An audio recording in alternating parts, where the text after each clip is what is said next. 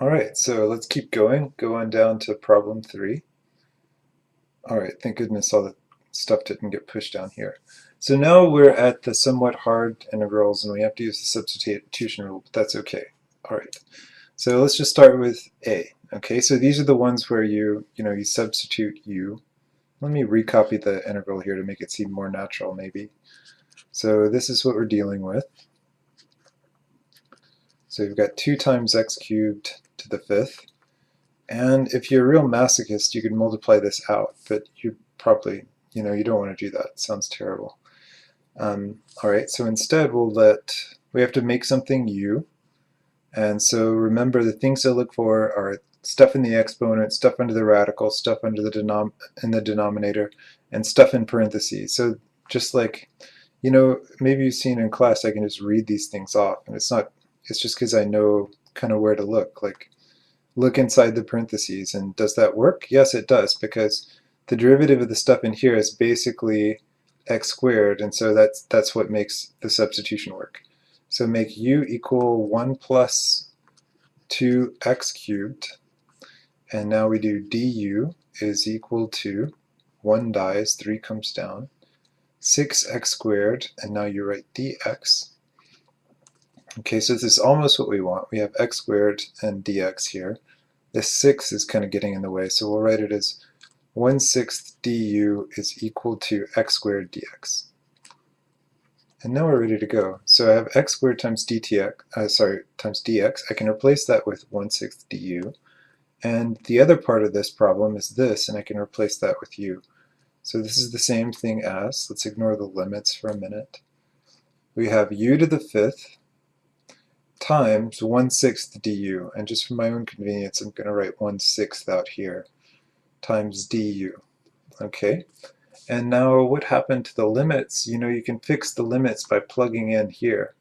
So to get the bottom limit, plug 0 in, that gives you 1. To get the top limit, plug 1 in, that gives you 3. Okay, so we're almost done. This is 1/6. Now the antiderivative is u to the 6th over 6, and the limits go from 1 to 3. So what I'm supposed to do now is figure out this dumb number, but I'm going to let you do that part. Okay, so this is just arithmetic, so we don't need to go over that. Okay, so let me push this stuff down. And let's look at b. Okay, so here's the integral from b, and oh no, it has a in it. But a is just some constant. You treat it just like a number that you don't know. So this gives a squared minus x squared. This looks like some kind of circle, but that's not going to matter. Actually, it does matter a little bit because you can see that this is an odd function, right? So sometimes that's good to know. Because, I don't know, odd functions, if you integrate them around limits that are kind of symmetric about 0, then the answer is 0. So that is the answer to several trick questions in the book, but I'm not going to use that. Let's just do straight up substitution, right? So natural place to look for what to make u is the stuff under the radical, and it turns out that it works because the derivative of this stuff is basically x, and then we get x dx, etc. So it's all going to work out if we do this. So make u equal a squared minus x squared, and now du is equal to a squared dies, because even though it's a letter, it's still just a constant, and I get minus 2x dx. So I don't have minus 2x dx, I just have x dx, so to fix that I have to put the negative 1/2 over here. Okay, alright, so now let me set this up. So ignore the limits for a minute, and we're going to have this x times dx is going to become minus 1/2 du. So let me just write that down. Okay, so now the x and dx are gone. And now in the radical, I have u. So this is times u to the 1/2. Okay, and what happens to the limits? Plug in. So this bottom limit is going to be what you get when you plug 0 in here, so that's a squared. And the top limit is going to be what happens when you plug a in here, which is 0. All right, and you may know that if you multiply in this negative sign, then it flips these upside down. So maybe a better way to think of this is from 0 to a squared of the square root of u du. Okay, all right. So this is pretty easy now. We take the antiderivative and keep track of our 1/2. So the antiderivative is u to the 3/2 times 2/3. And the limits go from 0 to a squared. And fortunately, plugging in this 0 doesn't do anything, so the answer just comes from plugging in a. And just for the fun of playing with fractional exponents, let's see what happens. So this square here hits this 2 and dies, and you just get a cubed. And this is times 2 over 3. And you can see something kind of pretty happens here. These 2's cancel. And you just get a cubed over 3. And I think we did this in class. We've done this one in class before. All right. So, great. Keep going. So C is probably the hardest one. Let me make sure my stuff is all the way down. All right, so how do we do C here? All right, so I don't know. I wish I had some acronym to tell you that would always give the right answer for what to pick as U, but there's a little bit of an art to it. And so I just kind of check the natural things here. And of course, pi over theta comes to mind.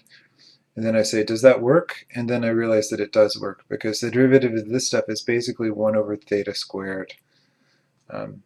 And so let's see what I'm talking about here. So let's make u equal pi over theta. Then take the derivative of both sides, and du is equal to minus pi over theta squared d theta. So some people who maybe took Calculus 1 a while ago or struggled with Calculus 1 when they took it didn't go right here. And if you are still struggling with the derivative of something simple like pi over theta, that's not good.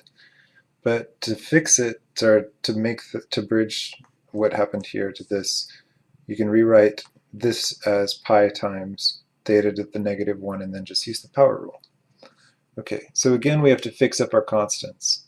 So let's fix our constants. We get minus 1 over pi times du is equal to d theta over theta squared. Okay, and now we have, this. So we can replace that stuff. And what do we get? We get the integral of cosine of u. And this stuff is just gone, right? And all I have here is minus 1 over pi du. And now, great. So the antiderivative of cosine is sine. And what I could do now is put things back in terms of theta, and so you should, because that is kind of conventional. So minus 1 over pi, and I get sine pi over theta, and then since we're taking a general antiderivative here, instead of a number, let's just say plus c. Right. So that's going to be the answer for C. And this one, like all these, you can check by taking the derivative if you want. It's a good thing on the test, as long as you can take the derivative and not make a mistake, which I hope you can, you'll always know if you're getting something wrong in the exam, because it's very easy to check your answer. All right, so let's look at D. And so the thing that leaps out at you is that secant theta tan theta is just the derivative of secant. So one thing you could do is just go right to this. Secant 2 theta over 2 is the answer. And so a lot of you are probably getting good enough to do this. You just think, well, it's kind of like the derivative of secant 2 theta. The problem, though, is that when I do secant 2 theta, 2 pops out by the chain rule. And so I'll just put this tiger trap 2 here to fix that problem. So that's the answer. But let's suppose that you find that bewildering, or you're not confident of the answer when you get it like that. That's okay. So we'll do it like this. So make u equal 2 times theta. And now du is equal to 2d theta. And now fix up the constants. So 1/2 du is equal to d theta. Okay, so I can replace d theta here with 1/2 du. And what happens when I do that? I get this integral, the integral of secant u, tan u, and then d theta becomes 1/2 du. So I'll write the 1/2 out here and make this du. And this is just 1/2 secant u. So that should be immediately obvious because you know that the derivative of secant is secant times tangent. And now the last thing to do is put it back in terms of theta, and that gives you 1/2 secant theta. And what should we do? Sorry, secant 2 theta, because that's what u is 2 theta. All right, and then we have a little plus c, because it's a general antiderivative. And that's it. So let me stop the video.